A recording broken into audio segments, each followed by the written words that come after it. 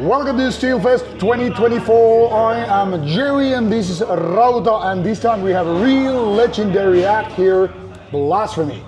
Now, all you have read about war metal, black death metal and anything like that related, we hope to tackle some of the questions here and of course introduce these bastards to you. And when I say bastards, I really mean in the most positive way of things. But now let's get started by introducing these gentlemen to you. Sir, please state your name and what the fuck are you doing here with me? Well,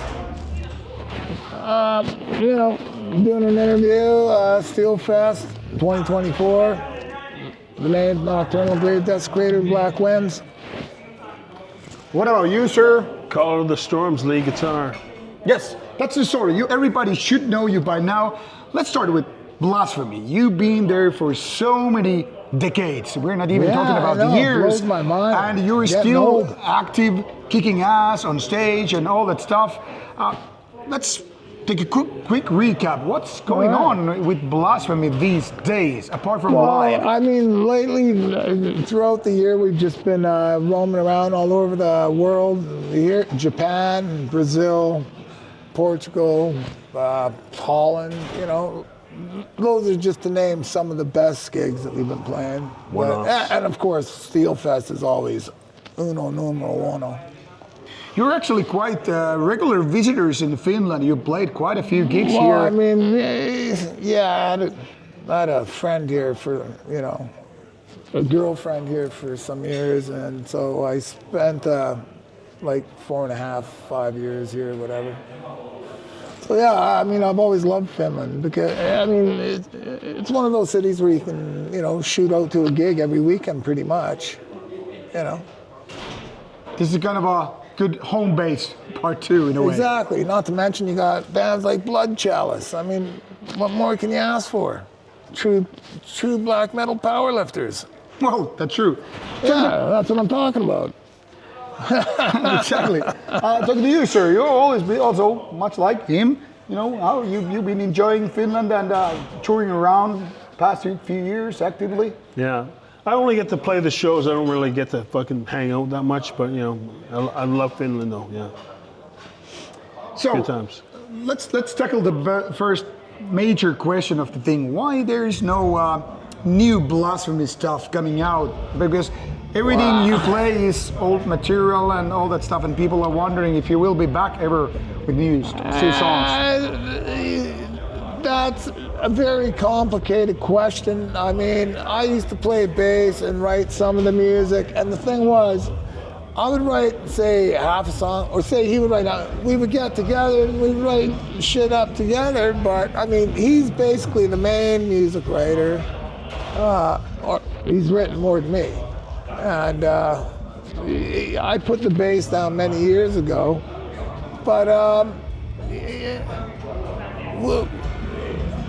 I don't want to make it sound like we're businessmen, but we're pretty fucking busy. So it's like we just, I don't know, it's like time for writing music. I mean, that should be the most important thing, but I mean, he works 7 days a week. Yeah, unfortunately, it's just I the whole watch TV juggling 7 days a of week. my What are you gonna do? schedule, personal schedule with the band, and then also keeping busy with the shows, and then juggling that with personal time to write music. And sometimes it's not working out. Coupled with the technology moves and just being able to record stuff, right?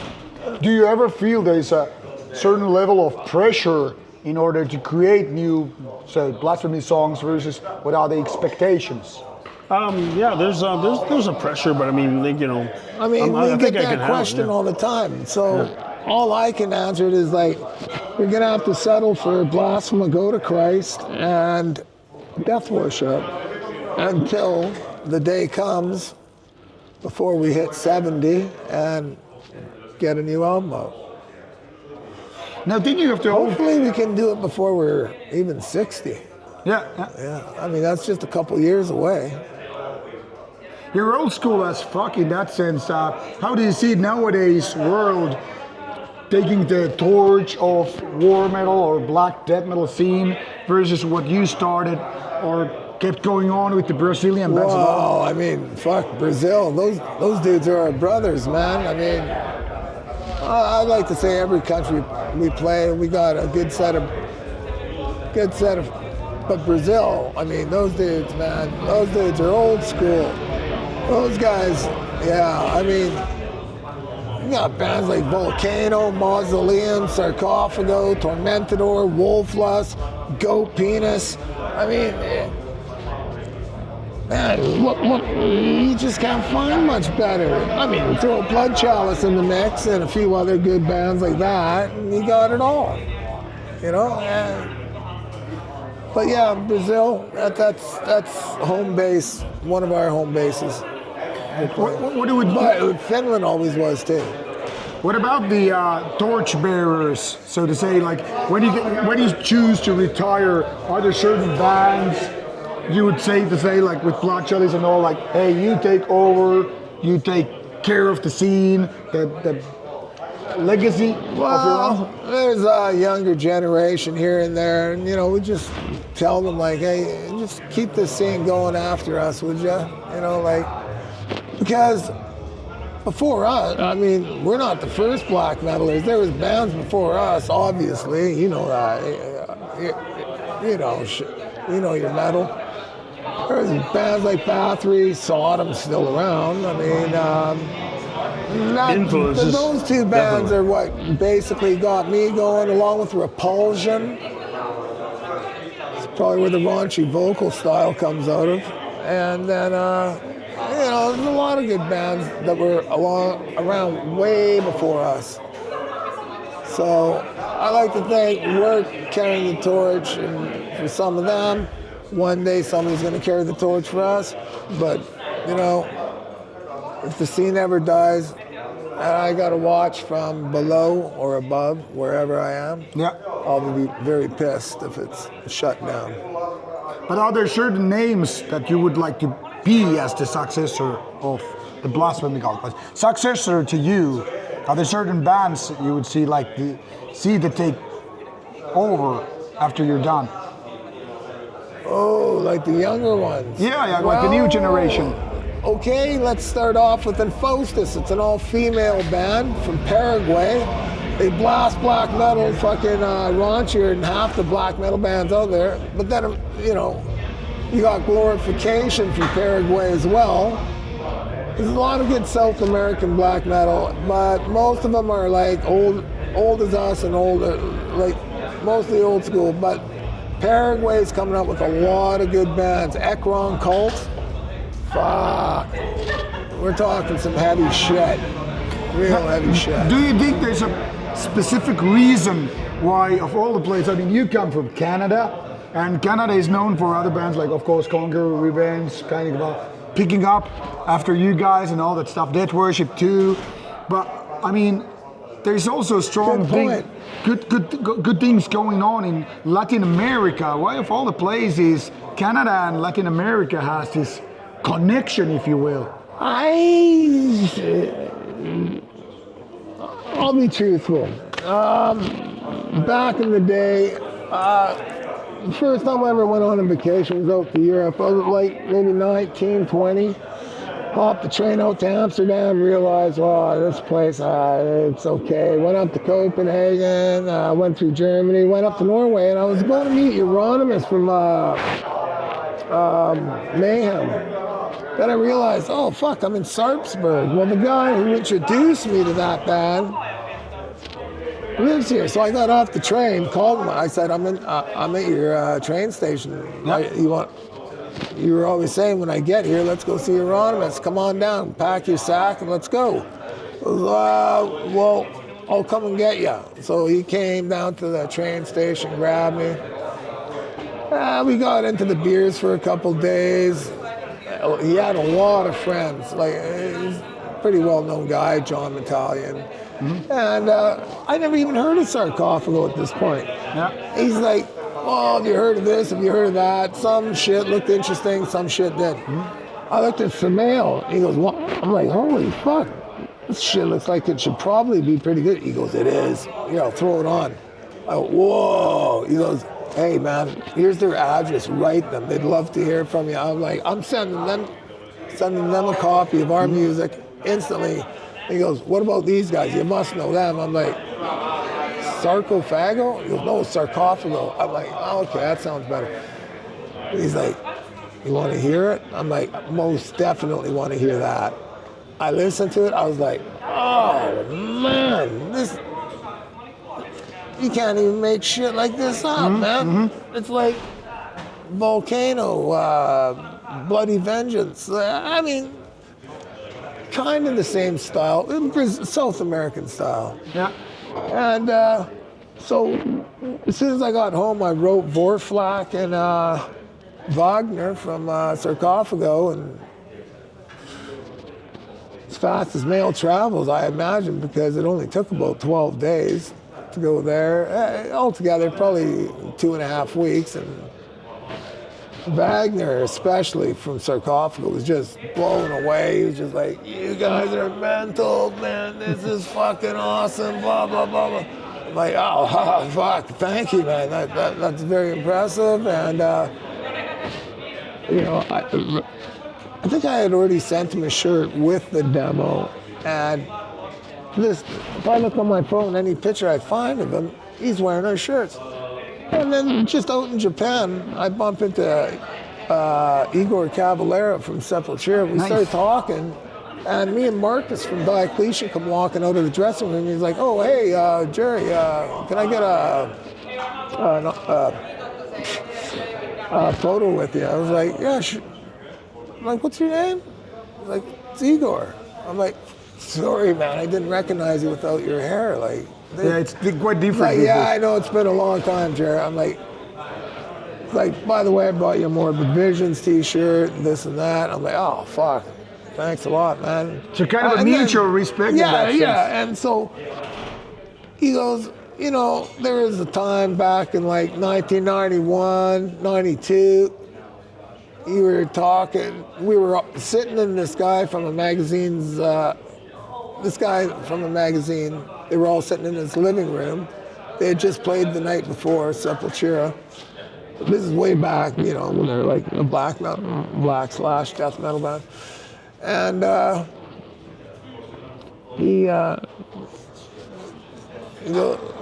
so I'm talking to his brother Max, and he goes, wow, man, you guys are pretty evil, man. I'm looking at your cassette, and we're listening to it right now. I'm like, yeah, I know the recording's not the best, but yeah.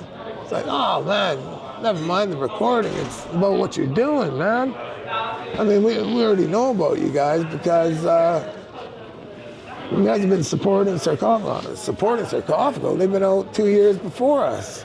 He's like, yeah, but then there's bands like Impurity and, you know, Mystifier, and shitloads of others. And Igor says to me, and man, this is the coolest thing I might have heard from somebody.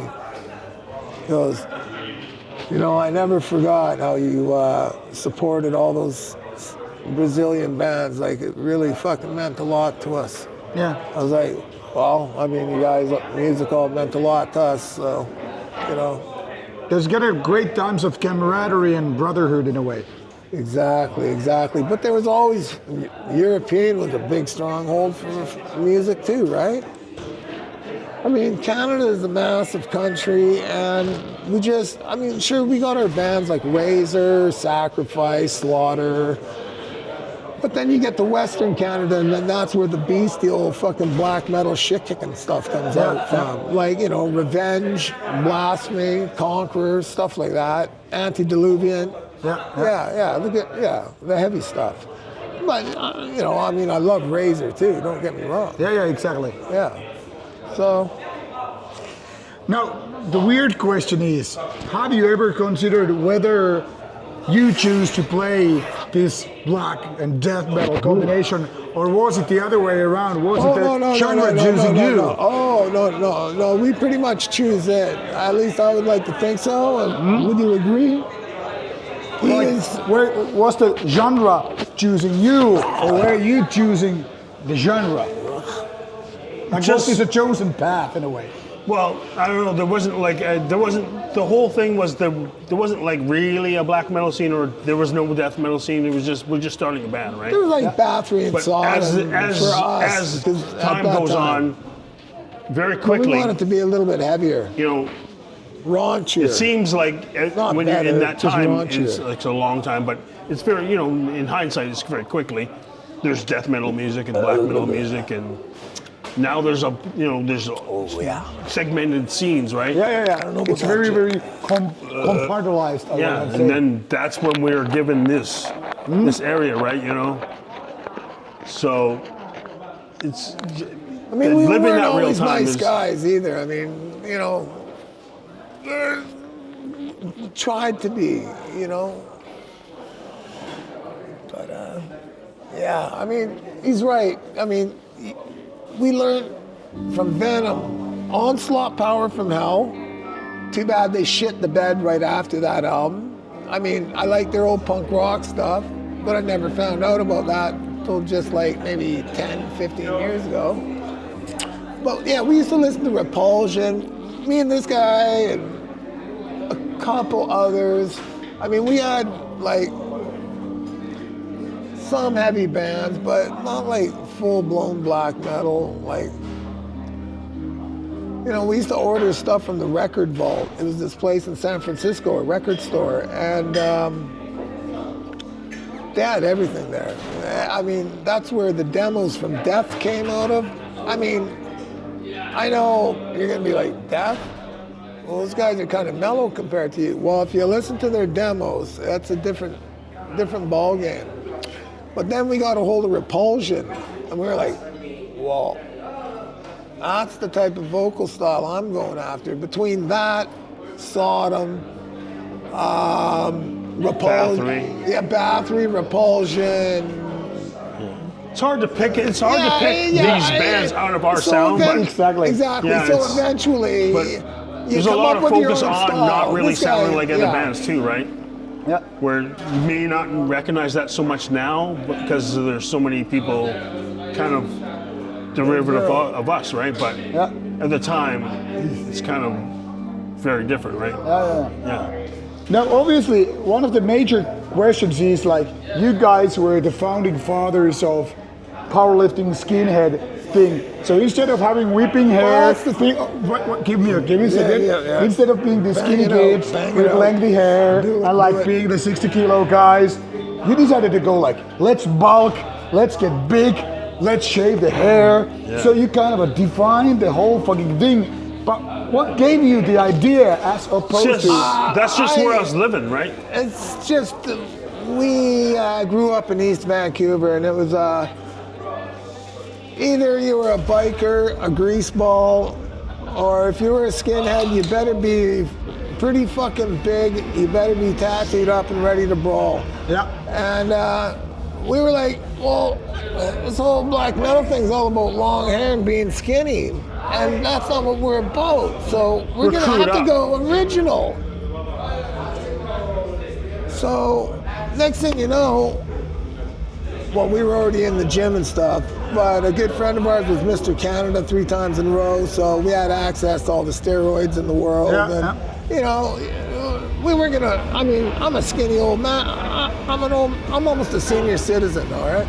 So, Yeah, but you still have more mass and power. and oh, all that. no. I've lost like 50 pounds, but I used to weigh like 280. This guy was like I remember we had this 265. conversation about squats and your, I think, hernia. Squats. Back in the day, like a few years ago, when we had this conversation, and Yeah. I mean, some guys will tell you they squatted 8 plates aside, but, you know, if I get down to the truth of it, I was more of a squat freak. He was more of a bench press freak. So we all were better at, you know, something. You know, our guitarist was more of a curling and close grip tricep freak. Yeah. You know, so we all had our.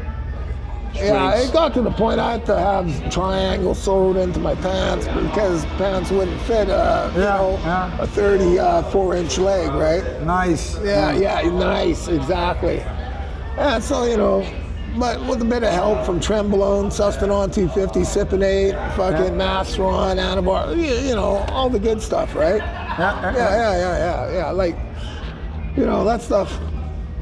I mean, That, I mean, I that was got like breakfast, right? Some kids eat Cheerios for breakfast, well, we ate fucking steroids. Yeah, I mean, I come from the background where people in the 90s, we couldn't care less about healthy lifestyle. We were just drinking beer, listening to metal music, and for a lot of times in the 90s, when I grew up with listening to the music, there was nobody who was like big or powerful and all that stuff. And then when you find out about these crazy Canadians, like, what are these motherfuckers? These like big and powerful, and like everybody in Norway, Sweden, Finland, we're like skinny motherfuckers. Nowadays, obviously, you have your like blood chalice guys and things like that, but I think you're really pioneering a lot of that. Like, let's get big, let's get powerful, like let's back up the music with the presence. And I think you've been inspiring a lot of that, but. That's why I got so much respect for bands like Blood Chalice and Infernal War. Yeah. You know, they've got size and they're carrying on the legacy. Yeah, exactly. You know how people are very woke, and there's like a left wing that's very, very, very Soft. Very soft. but they're aggressive though too, right? In their, That's true. In that- attitude-wise, aggressive. In not so Vancouver, much. that's a very big thing for punk rockers. Yeah, and yeah. So we will enjoy that kind of a music, not necessarily There was being some into good their punk rock. politics, but just the energy of the music. Yeah. And be around, we'll be around people like that, and they're going to come at us. Good slam pits, and it'd be like a 30-minute workout, and you know, the elbows would just be flying, and there'd be like 40 of us just, you know, you get a good cardio out of it. Yeah, definitely. Yeah, guys like Simon Wilde, and like, we're talking like 6'8", fucking 6'8". Now I'm exaggerating, 6'5", sorry. Yeah, but still a big guy. A very, very big guy, all sleeved up and fucking tatty to the hilt. They taught us the way, some of them, you know. But we kind of learned on our own. Yeah. There's a tension building between hardcore and metal, and those bands were losing man, grip. I look at, I mean, New York hardcore is cool and all, but I just never seen anybody over 200 pounds. To me, under 200 pounds, you're kind of like, I mean, I probably only weigh 190 now. I mean, come on, I'm 58. Well, yeah, I don't know.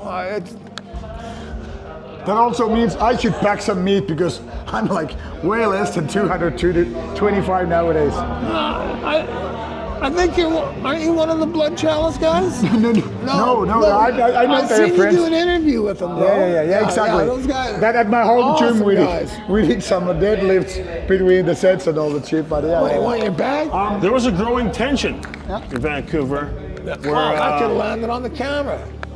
You know, those people that attack us. Yeah. We were shaving our heads and stuff like that, and they just see us a certain way, right? Did they like have like some kind of prejudice? They thought we were like, they thought I'm a black man, or from my parents are from the Caribbean, but for some reason they're giving us a label. Like a kind of a right-wing thing or whatever? Yeah. Well, yeah, And I have no interest in politics. Yeah, that's You what know I've what I learned along the years, obviously. Like, you don't give a fuck about that, and you focus on your own thing. fucking and metal. yet people are like, okay, black shaved head. Okay, Yeah. let's remove the black. Let's just get a shaved head. Big guys. They're literally using Joseph Grimble's tactics on us. That's Right? fucking weird, man. Yeah. That makes no fucking sense. Yeah, just spread bullshit and say it as often as you can, right? You know what I mean? Yeah, but then we'd repeat end it up until it's downtown. like truth. Yeah. But then we'd end up downtown, and like 30 of them might surround 20 of us, and 10 of us might lay all of them out. And it's like, People getting wrecked, because they man, try and- getting silly with us. It's like, you guys fucking crazy? We'll fucking kill you. You guys are That's half where our these- that's where all size. of these It tensions doesn't matter coming if there's from, right? 30 of you, and there's only 15 of us. So, you know, we used to go to a lot of parties with good intentions. We'd bring extra beer for everybody, and then there'd always be some And guy. women are neutral. Well, Yeah, pretty much, you know. Except for That's the funny thing, actually, nowadays. it seems like women don't give a fuck. It's all of us guys. They want to have girls want to have fun, man. Yeah. Yeah, well, you know, some test levels get a little bit above some Do you others. think it's kind of a pissing contest thing in a way? Yeah, can I outweigh you or something like that? Yes, I do. But we were never like that. Yeah, they're the majority, right? Those were the guys that got fired through the walls. The guys that had the pissing contest, hey, my piss shoots further than yours, those were the guys that always got hurt. I don't know, am I right? Yeah. Okay, I just want to make sure. Yeah. And there really are right-wing people there too, you know what I mean? You know, so I mean, most they try to group us in with that, right? Yeah. It's kind of fucking weird, really. Yeah. But one thing what I also want to learn about is everybody knows about the Ross Bay cult. But in essence, what is a Ross Bay cult? You made it Well, it's a pretty dark secret. If you're into entering the ninth gates of hell, and if you've got a nice pickup truck that can handle a good fucking bench press and a squat rack, you want to go hit the fucking boneyard for a few days, bring your shovel, you know, bring your fucking goat bones, you can have a good time there. All right. You can see a lot of history too, and if you know the history, that's more. But kind of a morbid but it's not just Ross Bay. Before you get to Victoria, there's Langford with Pentagram Mountain. Like, we're talking fire-breathing motherfuckers. It's not. It's a long story, bro. All right. I don't want to get too deep into it because some of the older cult members might, you know. Yeah. No, I mean, no need to dig happy up some with us. graves now. Yeah, exactly. No, I'm sorry that there was a little bit of a timeline. Probably you guys have to be ready for the gig and all. So let's start concluding for this night and let's get back to that. Before we go on and before we go off and all, any certain memories that you feel like are the most important in Blasphemy history? And this goes for both of you, but I'll start with Jerry. Certain like one or two things that you're like the most proud or most memorable in terms before you go onto your deathbed. Fuck, I don't know where to start. Just pick one or two. Some good memory. Some good memory? Okay. Blasphemy decides we're going original.